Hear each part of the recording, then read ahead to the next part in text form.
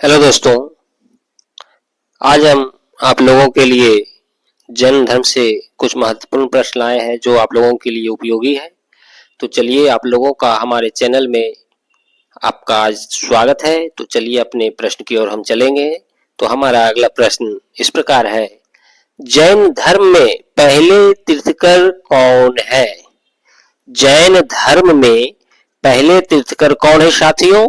तो ऋषभदेव प्रथम तीर्थकर ऋषभदेव है। और ये जो आपके महावीर है ये 24वें है, याद रखिएगा।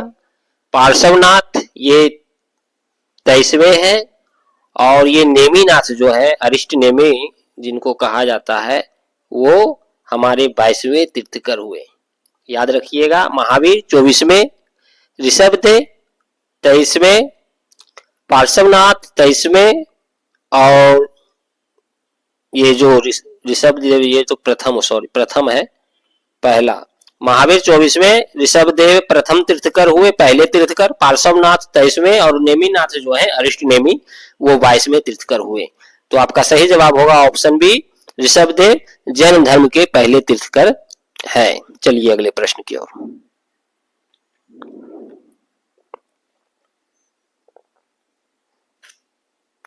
जैन धर्म का प्रमुख ग्रंथ कौन सा है? जैन धर्म का प्रमुख ग्रंथ कौन सा है साथियों?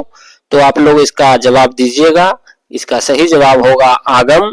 आगम जो है जैन धर्म का पवित्र ग्रंथ है, जो महावीर स्वामी के उपदेशों का संकलन है। ये क्या है? महावीर स्वामी का उपदेशों का संकलन है। महावीर स्वामी के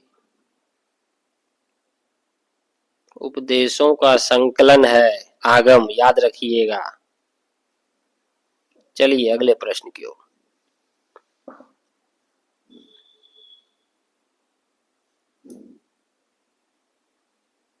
अगला प्रश्न हमारा इस प्रकार है, निम्नलिखित में से कौन सा पंच महाव्रत का हिस्सा नहीं है? तो आप लोगों का सही जवाब होगा मोक्ष। ये पंच महाव्रत का हिस्सा नहीं है। पंच महाव्रत अहिंसा, याद रखिएगा, अहिंसा, सत्य, अचौर्य,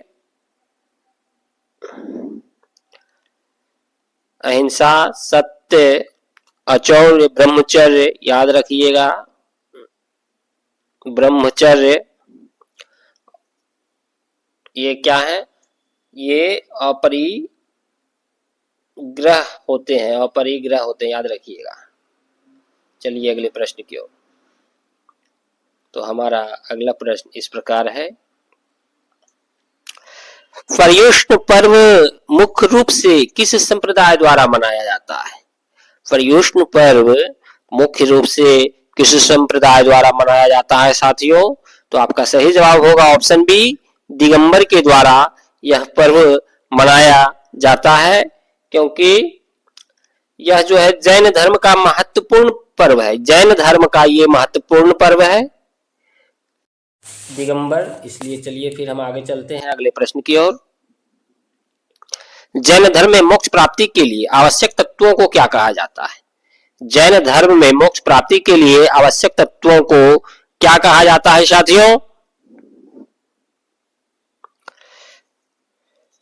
तो इसको हम लोग क्या कहेंगे, जल्दी से कमेंट करके बताइए। आपका सही जवाब होगा त्रिरत्न, ऑप्शन बी, त्रिरत्न कहा जाता है। तो त्रिरत्न जानते हैं आप लोग कौन कौन से हैं? क्या है? सम्यक दर्शन, सम्यक दर्शन, सम्यक ज्ञान, सम्यक ज्ञान और सम्यक चरित्र।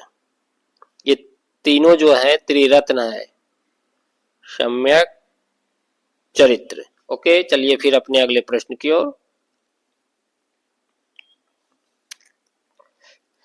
भगवान महावीर का जन्म कहाँ हुआ? तो बताइए जल्दी से फटाफट। भगवान महावीर का जन्म कहाँ हुआ था साथियों? वैशाली में, कुंडग्राम वैशाली में भगवान महावीर का जन्म हुआ था। कुंडग्राम वैशाली में भगवान महावीर का जन्म हुआ था। चलिए अगले प्रश्न की ओर। हमारा अगला प्रश्न इस प्रकार है, जैन धर्म में कुल कितने तीर्थकर हुए? आप लोग को पता होगा, फटाफट बताइएगा कमेंट करके। जैन धर्म में कुल कितने तीर्थकर हुए? तो 24 तीर्थकर हुए। जैन धर्म में कुल 24 तीर्थकर हुए।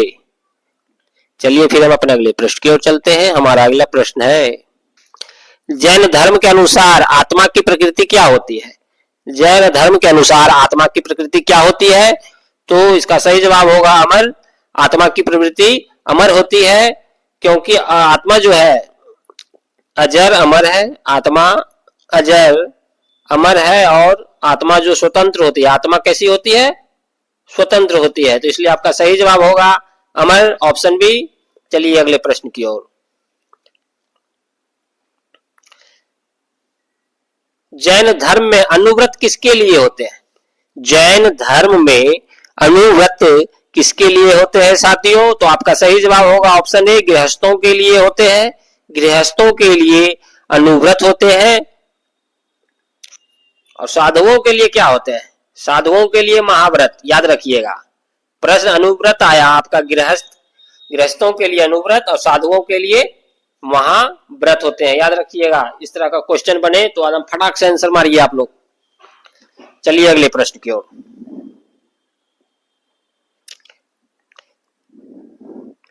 जैन धर्म के अंतिम तीर्थकर, जैन धर्म के अंतिम तीर्थकर कौन थे? आप लोग को पता होगा तो कमेंट करके बताइएगा।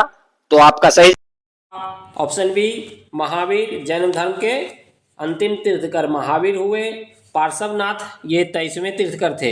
पार्श्वनाथ 23वें तीर्थकर थे। और ऋषभदेव ये आपके प्रथम तीर्थकर हुए। पहले तीर्थकर ऋषभदेव।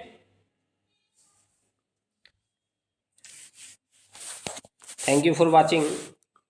फिर हम आप लोगों के लिए कल जैन धर्म से अगला प्रश्न बना के लाएंगे। जब तक के लिए धन्यवाद। जय हिंद, जय भारत।